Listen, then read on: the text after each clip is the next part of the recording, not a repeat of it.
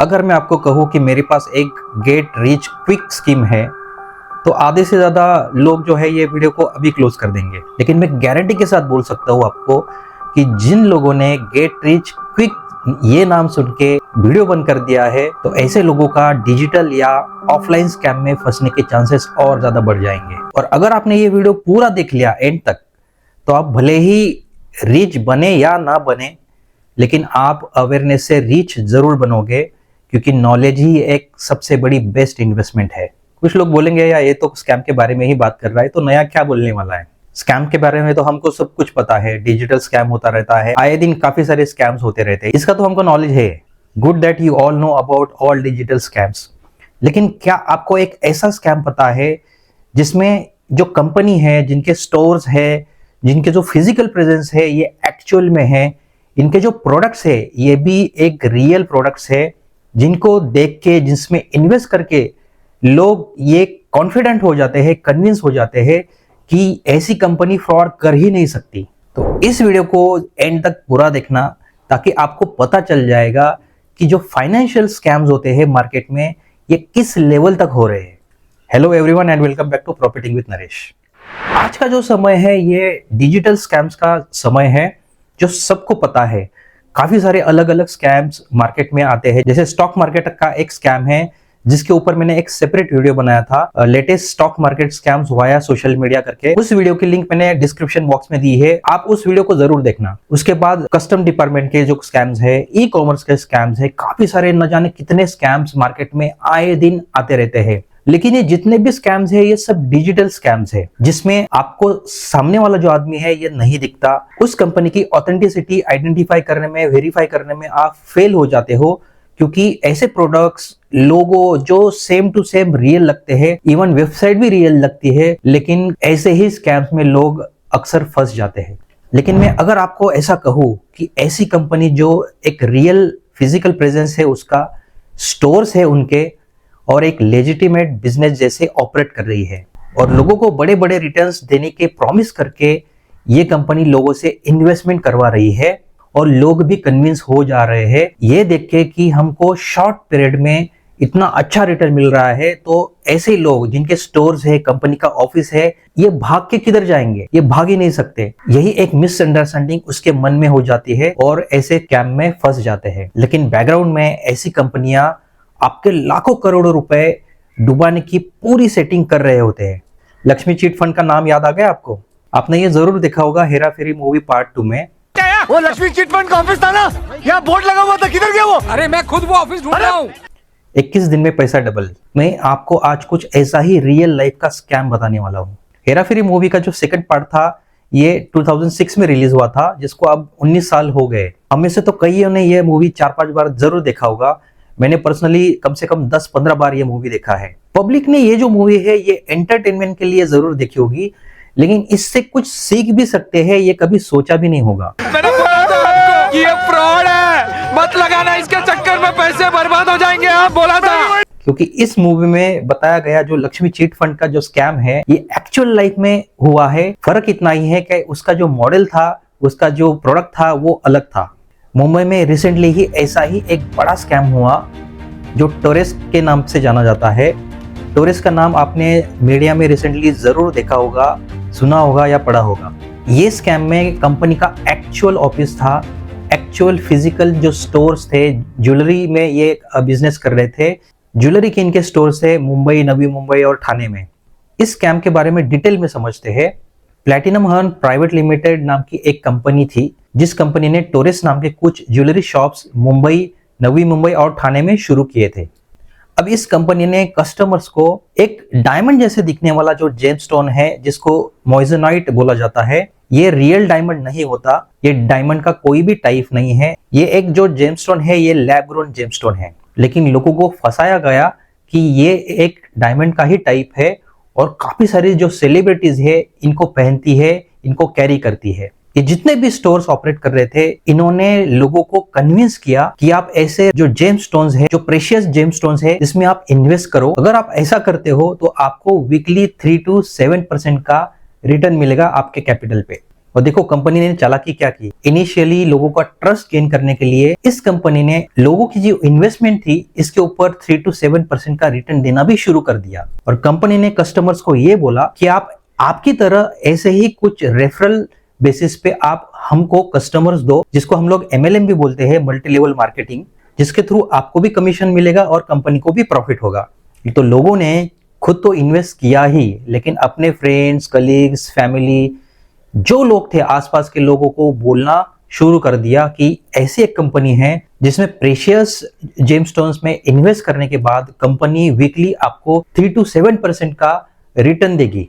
और ये returns actual में होता भी था, क्योंकि जो उनके एग्जिस्टिंग कस्टमर्स थे इन लोगों ने वो रियलाइज किया होता था। तो ऐसे जो एग्जिस्टिंग कस्टमर्स थे इन्होंने अपने फैमिली फ्रेंड्स को धीरे धीरे करके बताना चालू किया और कम से कम 1.25 लाख लोग मुंबई, ठाणे के, नवी मुंबई के इस स्कैम में फंस गए, जिसमें कंपनी ने 1000 करोड़ से भी बड़ा स्कैम किया। देखो लालच और ग्रीड कितनी खराब होती है ये आप इस स्कैम से सीख सकते हो। लोगों ने अपना मेहनत का पैसा तो डुबाया ही, ऊपर से कर्जा लेके लोगों को कन्विंस करके उनके भी पैसे डुबवा दिए। जैसे ही इस कंपनी का अपना टारगेटेड नंबर अचीव हो जाता है, उनका कलेक्शन हो जाता है, ये कंपनी बैकग्राउंड में कंपनी शट करने का, बंद करने का पूरा प्लान कर लेती है। और एक दिन आता है, पूरा जो लोगों का इन्वेस्टमेंट का जो पैसा है, कैश है, जो ज्वेलरी थी, जो रियल थी, वो सब लेके रफा दफा गायब। 1.25 लाख लोग इस स्कैम में फंस गए। 1000 करोड़ से भी ज्यादा इस स्कैम में लोगों का पैसा डूब गया। तो हो गई ना गेट रिच क्विक स्कीम उन लोगों के लिए जो मास्टरमाइंड थे, आपके लिए नहीं। भले ही चोरी का पैसा हो, लेकिन ऐसे मास्टरमाइंड्स ने आपके जेब के साथ साथ आपका जो बचा हुआ दिमाग था वो भी खाली कर दिया। सुन के आपको हार्श लगा होगा, लेकिन ये रियलिटी है। लोगों को ऐसे ही एजुकेट करना पड़ता है, तभी लोग समझते हैं। क्यों डिजिटल स्कैम से पेट नहीं भरा जो ऐसे स्कैम में फंस गए? डिजिटल स्कैम जो होते हैं, ऐसे स्कैम्स में नॉर्मली जो सीनियर सिटीजन्स होते हैं, सीनियर सिटीजन्स को ज्यादातर टारगेट किया जाता है, क्योंकि जो डिजिटल स्कैम्स होता है ये टेक्नोलॉजी से रिलेटेड होता है। काफी जो सीनियर सिटीजन्स होते हैं ये टेक सेवी नहीं होते। ऐसे सीनियर सिटीजन्स को फेक और रियल वेबसाइट का पता नहीं चलता, फेक और रियल प्रोडक्ट सर्विसेज का पता नहीं चलता, only because of technology. Digital scam में ये सब चीजें अंडरस्टूड है, लेकिन ऐसी कंपनी जिनका फिजिकल प्रेजेंस है, जिनके स्टोर्स है, जो आपको इन्वेस्टमेंट करने के लिए बड़े बड़े जो रिटर्न्स देने की प्रॉमिस कर रही है, लेकिन आपको ये पता नहीं कि ऐसे अनरियलिस्टिक प्रॉफिट्स कितने दिन कंपनी दे सकती है। आपको ये सोचना चाहिए कि ऐसी कंपनियों को छोटे छोटे प्रॉफिट शॉर्ट टर्म के लिए आपको देने के लिए कोई प्रॉब्लम नहीं होती, क्योंकि ऐसी कंपनी दूसरे लोगों का पैसा लेके आपको वो प्रॉफिट की तौर पे दे देते हैं आपका ट्रस्ट गेन करने के लिए। और जैसे भी आपका ट्रस्ट गेन होता है, आपको बिलीव होना शुरू हो जाता है, ऑटोमेटिकली वर्ड ऑफ माउथ से ये जो लोग होते हैं, इन लोगों के थ्रू और भी उनको कस्टमर्स नहीं बोलूंगा मैं, बकरे ही बोलूंगा, इनको बकरे मिल जाते हैं। अब सवाल ये उठता है कि लोगों को सब कुछ पता होने के बावजूद भी समझदारी से काम क्यों नहीं करते? तो देखो हमारा जो माइंड होता है ये जितना स्ट्रांग होता है उतना वीक भी होता है, और दिमाग को बेवकूफ बनाना उससे भी आसान होता है। और दिमाग को बेवकूफ बनाने के लिए दूसरों की जरूरत ही नहीं पड़ती, हम खुद ही अपने दिमाग को बेवकूफ बना देते हैं, because of lack of awareness, financial illiteracy, knowledge का ना होने की वजह से। लोगों को अगर एक फिजिकल प्रेजेंस का प्रूफ मिल जाता है, 1-2 डॉक्यूमेंट दिखा के कस्टमर का ट्रस्ट गेन कर लेते हैं, लोग ऐसे स्कैम्स में इजीली ट्रैप हो जाते हैं, क्योंकि उन लोगों को प्रोडक्ट और सर्विसेज में ऑथेंटिसिटी लगती है। उन्होंने खुद अपनी आंखों से ऐसे प्रोडक्ट देखे होते हैं और बाकी लोगों के एक्सपीरियंस भी इन लोगों ने सुने होते हैं। और आदमी का एक नेचर होता है, आदमी को अगर छोटे टाइम फ्रेम में एक बड़ा अच्छा रिटर्न देखने को मिल जाता है, आदमी का जो दिमाग होता है लॉजिकल थिंकिंग करने का, वो ऑटोमेटिकली शट डाउन हो जाता है। क्यों? क्योंकि लोगों की जो ग्रीड होती है ये उनके लॉजिक से कई गुना ज्यादा बढ़ जाती है, और ऐसे समय उनका दिमाग ग्रेड के सामने झुक जाता है। और टोरस ने इसी का तो फायदा उठाया। इस कंपनी ने लोगों को एक्चुअल प्रॉफिट देके लोगों की जो लॉजिकल थिंकिंग करने की जो कैपेसिटी होती है इसको ऑटोमेटिकली शट कर दिया।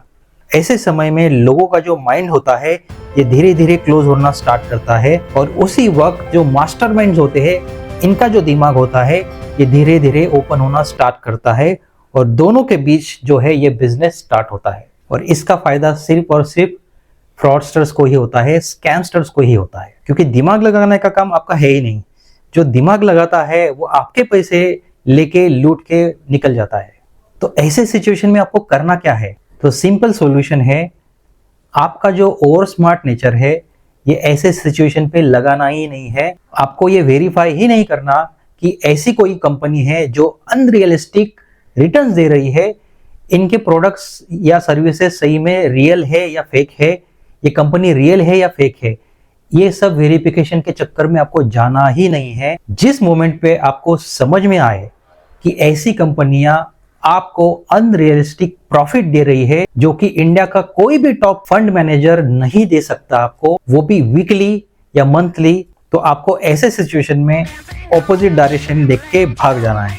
ऐसी कंपनी जो वीकली 3 to 5% का आपको रिटर्न प्रॉमिस कर रही है, और वो भी एक ऐसे जेमस्टोन में इन्वेस्ट करने के बाद, तो आपने ये डिसाइड करना चाहिए कि ऐसा इन्वेस्टमेंट कितना सेंसिबल है और कितना लॉजिकल है। वॉरेन बफेट जैसे भी बड़े बड़े इन्वेस्टर्स एनुअल रिटर्न 30% से ज़्यादा एक्सपेक्ट नहीं करते, और आप लोग ऐसी कोई कंपनी आ जाती है जो ऐसे कोई प्रोडक्ट लेके आती है और बताती है कि 3 से 5% वीकली आपको रिटर्न देगी, तो तभी आपकी आंखें खुल जानी चाहिए।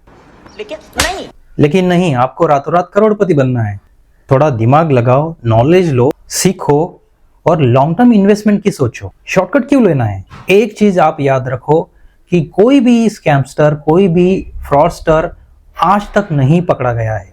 तो फ्रॉड होने के बाद पुलिस की मदद मांगने से अच्छा आप पहले ही अपना कॉमन सेंस यूज करो। Common sense should be your first line of defence against digital fraud और ट्रेडिशनल फ्रॉड। फाइनेंशियल मैटर्स में आपको सोने जैसी चमक धमक दिख जाए तो समझ लेना दैट इज फूल्स गोल्ड। तो सबसे मेरी यही रिक्वेस्ट है कि ऐसे स्कैम्स में मत पड़ो, भले ही ये ऑफलाइन रहे या ऑनलाइन रहे। सोच समझ के अपना माइंड अप्लाई करके डिसीजन लो। ऐसी कोई कंपनी जो आपको अनरियलिस्टिक रिटर्न देने का प्रॉमिस करती है, तो इमीडिएटली ऐसी कंपनी को ब्लॉक कर दो, नंबर ब्लॉक कर दो, या उस कंपनी को दिमाग से निकाल दो। और समझदारी इसी में है। होप ये वीडियो आपको जरूर वैल्यू एड लगा होगा। ऐसे ही आई ओपनर वीडियोस के लिए इस चैनल को जरूर सब्सक्राइब करो, और ये वीडियो आप अपने फ्रेंड्स, कलीग, रिलेटिव्स सबके साथ शेयर करो, ताकि ऐसे जो ऑफलाइन स्कैम जो आ रहे हैं, ऐसे स्कैम से बचा जा सके। मिलते हैं अगले वीडियो में। Good bye.